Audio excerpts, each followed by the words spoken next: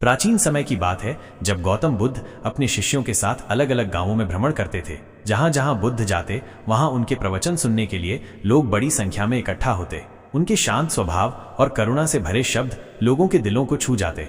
एक दिन बुद्ध अपने शिष्यों के साथ एक गांव पहुंचे। वहां के लोग बड़े उत्साह से उनका स्वागत कर रहे थे, लेकिन उसी गांव में एक व्यक्ति ऐसा था जिसे बुद्ध के विचारों से चिढ़ थी। वो सोचता था कि बुद्ध लोगों को उनके धर्म और परंपराओं से भटका रहे हैं। वो बुद्ध से बहुत नफरत करता था और उन्हें सबके सामने अपमानित करने का निश्चय कर चुका था।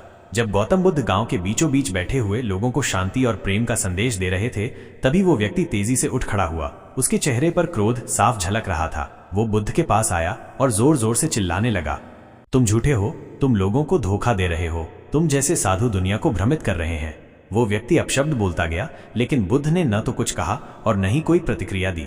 वे शांत बैठे रहे, मानो कुछ हुआ ही न हो। उनकी आंखों में करुणा और चेहरे पर वही शांत मुस्कान थी। उस व्यक्ति के क्रोध में और तेजी आ गई। उसने बुद्ध का अपमान करने के लिए हर संभव कोशिश की, लेकिन जब बुद्ध की तरफ से कोई जवाब नहीं आया तो वह धीरे धीरे थकने लगा। उसकी सांसें तेज चलने लगीं और वो रुक गया। जब सब कुछ शांत हो गया तो बुद्ध ने अपनी नजरें उस व्यक्ति पर डाली। उनकी आंखों में न तो गुस्सा था और न ही नाराजगी, बल्कि उनमें दया और करुणा का भाव झलक रहा था। उन्होंने मुस्कुराते हुए पूछा, भाई, क्या मैं तुमसे एक सवाल पूछ सकता हूँ? उस व्यक्ति ने हैरान होकर कहा, क्या?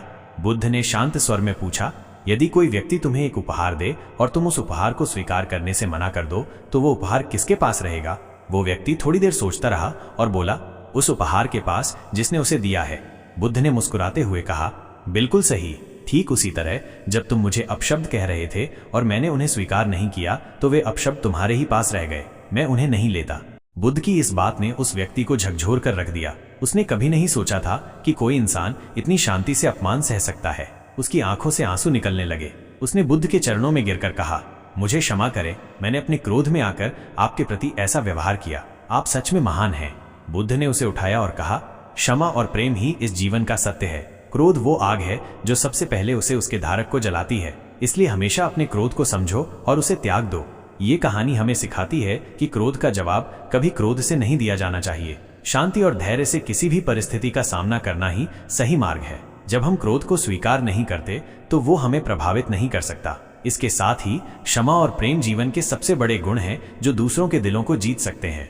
अगर आपको ये कहानी पसंद आई हो और आपने इससे प्रेरणा ली हो तो कृपया इस वीडियो को लाइक करना न भूलें। इसे अपने दोस्तों और परिवार के साथ शेयर करें ताकि ये कहानी और अधिक लोगों तक पहुंचे, और हमारे चैनल को सब्सक्राइब करें ताकि ऐसी ही दिल छू लेने वाली और प्रेरणादायक कहानियां आप तक सबसे पहले पहुंचें। साथ ही नीचे दिए गए कमेंट सेक्शन में हमें बताएं कि इस कहानी ने आपको किस तरह से प्रभावित किया।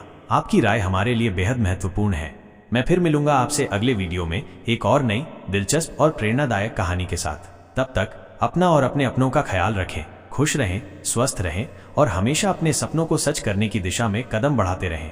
आपका समय देने के लिए धन्यवाद।